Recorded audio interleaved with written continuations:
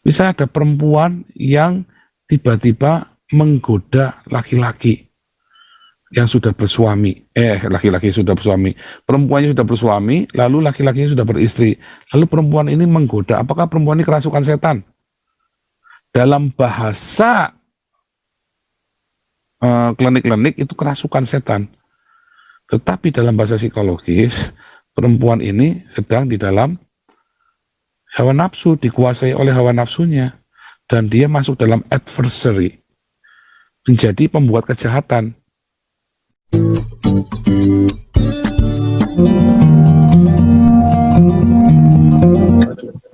Pak laptop, silakan. Shalom, Pastor. Shalom, Pak laptop.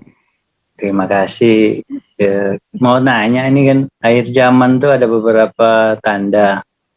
Kalau nggak salah kami pernah dengar salah ada tandanya pembangunan bait suci yang ketiga, kemudian kembalinya orang-orang Israel yang di perantauan. Apa benar itu, Pastor? Makasih. Apakah ada pembangunan bait suci yang ketiga?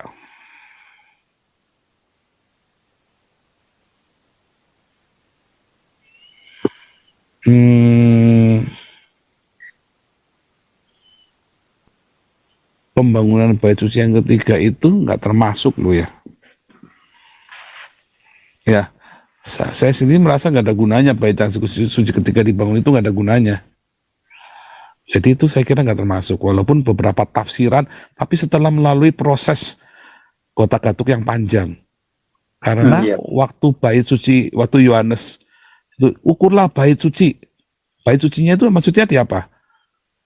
Masjidil Aqsa itu bukan di bait suci loh. Ya, di Wahyu 11 itu kan disuruh mengukur bait suci kan. Masjidil Aqsa itu bukan di bait suci loh, tapi jauh di luar bait, di halaman bait suci. Ya, Dome of the Rock itu juga bukan di bait suci loh. Tetapi ya ketika disuruh mengukur di luar halaman itu kan diinjak-injak oleh orang-orang asing, orang-orang kafir. Itu benar-benar diinjak-injak ya oleh orang Islam segala macam itu kan. Jadi itu bukan nubuatan tanda-tanda akhir zaman itu bukan bait suci. Tuhan Yesus nggak bilang itu ya. Nubuatan akhir zaman itu tanda-tandanya itu nanti itu tadi yang di dalam itu ya, apa namanya, bangkitnya antikristus, ya kan, tanda-tandanya. Bait suci nggak termasuk di dalamnya. Iya, Pastor. Antikristus itu adalah nubuatan akhir zaman. Ketika nanti diberi tanda 606 itu tadi ya, 616 plus 50 huruf nun, atau syahadatnya Islam. Ya, ketika Islam nanti berjaya kembali, itulah tanda akhir zaman. Selama 3,5 tahun. 3 apa 7, Pastor? 3,5 tahun. 3,5 tahun. Iya, hitungan 7 itu salah ya, karena itu adalah hitungan tambah-tambahan yang cocokmologi. Iya, betul. Bisa membedakan kronos dengan kairos. Dulu saya berpikirnya 7 karena kronos dengan kairos. Enggak, kronos dengan kairos itu beda. Iya, Pastor. Kalau yang kembalinya itu orang-orang Israel yang perantauan? Nah, itu dituliskan oleh Yesus, Matius 24 ya. Perhatikanlah pohon ara bila mulai bertunas dan berbuah, belum mulai bertunas ya, sesungguhnya angkatan ini tak berlalu. Nah, pohon ara itu kan Israel. Tahun 70 Israel itu lenyap. Begitu bertunas kembali, nah itulah tanda-tanda kedatangan. Itu salah satu tandanya. Berdirinya Israel. Itu. Bait suci tidak termasuk dalam tanda-tanda itu. Karena bait suci adalah kita, ya kan? Ya, Pastor. Oke, lanjut ya. Terima kasih, Pastor. Ya, Andri Panjaitan, silakan. Shalom, Pastor. Shalom. Memang sih di Kristen nggak ada ya malaikat Rafael. Kalau menurut Pastor sendiri itu gimana? Nggak ada lah. Tentang 7 Nggak tujuh ada. malaikat agung yang ada Itu di mitos. tujuh malaikat agung yang ada di Katolik itu. Iya, mitos itu. Kita sih Pastor. Iya. Terus saya ingin nanya ini lagi Pastor, yang di awal-awal tadi mengenai Kanan itu kan hasil dari incest dari istrinya tuh. Sebenarnya itu definisi dosa itu apa ya Pastor Pak? Karena pada saat itu kan Torah belum turun. Gitu Pastor. Dosa itu kan hamartia, meleset dari tujuan. Tujuan manusia diciptakan apa? Untuk mengelola bumi kan, dengan cinta kan. Taklukkan dan kuasai, penuhilah bumi. Tapi akhirnya kalau manusia tetap di Eden kan nggak bisa beranak, malah jadi dosa kan, karena kan tidak sesuai dengan tujuan. Sekarang manusia sudah keluar dari Eden. Tapi apakah setelah beranak pinak, manusia mengelola bumi, menguasai, menaklukkan? Enggak loh. Menghancurkan. Itu dosa. Menghancurkannya dengan apa? Dengan kebencian kan? Itulah dosa. Jadi pendek kata, orang yang nggak punya cinta itulah dosa. Ya, orang kalau nggak punya cinta, hidupnya tidak dikendalikan, tidak dikuasai oleh cinta, mulailah dia berdosa. Ya, simpel kan? Itu Pastor. Iya. Jadi yang simpel-simpel ya. Sebenarnya pengajaran itu sangat simpel-simpel, kita hanya bikin ruwet sendiri karena ada klinik-klinik tadi itu ya. Yang sementara orangnya aja belum mengerti yang klinik-klinik itu nggak benar-benar ngelihat, ya repot. Ya kan?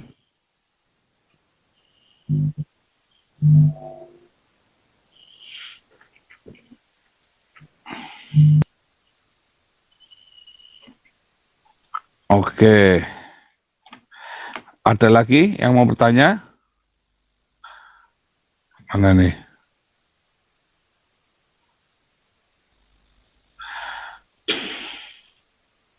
Kalau 7 malaikat jemaat itu sudah saya jelaskan tadi ya, itu bukan malaikat yang pakai sayap bukan ya, tapi 7 pemimpin jemaat itu. Ya, tadi sudah saya jelaskan juga. Jadi singkirkan coba belajar klinik-klinik itu. Nah, kalau misalnya ada orang kerasukan tadi itu adalah penyakit jiwa.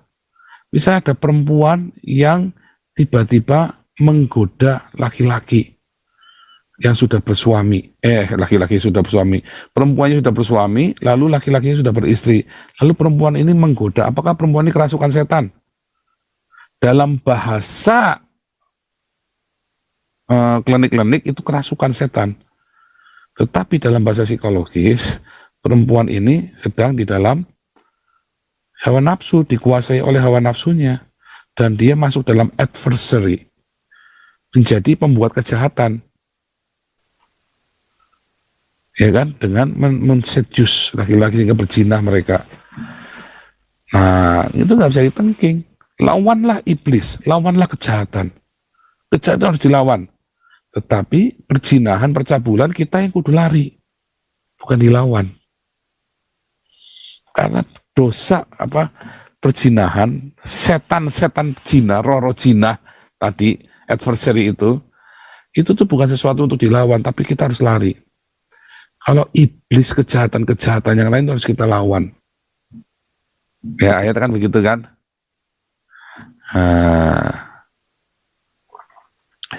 Itu ya. Jadi sekarang kita paham bahwa simpel sekali cara membaca Alkitab itu ya. Teks ke teks diturutin terus. Kalau nanti kapan-kapan kita baca Wahyu 6 ya. Tadi saya agak terlambat tadi karena saya baru ikut, ada teman saya ngundang, yuk ini tolong temenin, ini ada yang mau baca Wahyu 6. Saya nggak setuju semua yang dia ngomong ya, cuman saya nggak enak mau ngomong, jadi tak dengerin aja, nanti kapan-kapan kalau ketemu tak bilangin. Tapi ya saya terima kasih juga tadi ya, saya sambil dengerin dia ngomong, saya sambil ngelidiki satu-satu. Biasanya saya nggak telatenin, tadi tak telatenin ya, karena saya bosen juga dengerin dia ngomong, saya sambil dia ngomong, sambil tak cek satu-satu ayatnya. Saya menemukan sesuatu yang baru ya di Wahyu 6 itu tadi ya. 6 dan 7 tentunya ya, menarik sekali. Tapi nanti kapan-kapan itu buat yang berikutnya.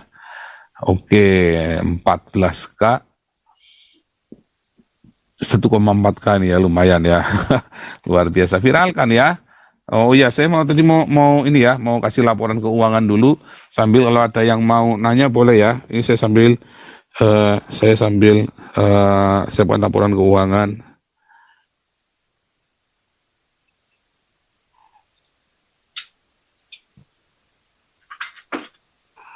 Sebentar. Mana nih? Owen Fang. Owen Fang.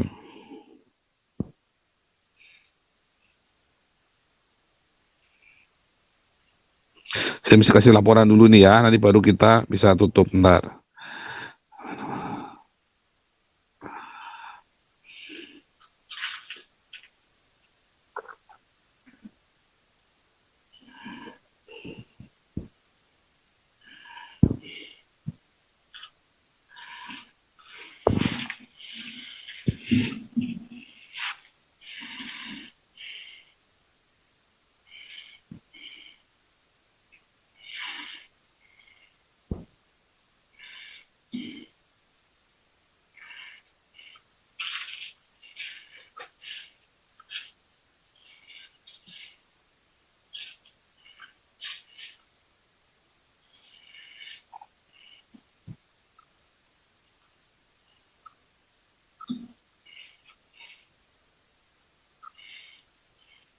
Ya, ini ya, saya laporkan keuangannya Pak Darmawan.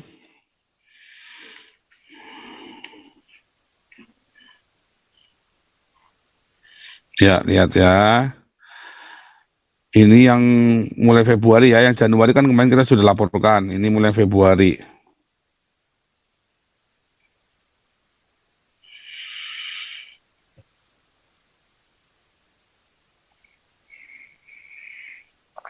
Saldonya 154 juta ya. Kita ada mau belikan komputer. Ini jelas ya. Kalau kita support sama-sama di penjara, tapi Pak Darmawan ini orangnya lebih jelas. Dan apa yang dia perjuangkan itu lebih jelas. Ya, dia benar-benar, dan Pak Darmawan ini lulusan Jerman juga ya. Dia orang pinter. Ya, dia sedang memperjuangkan hak-hak minoritas. Dia melakukan suara kenabian.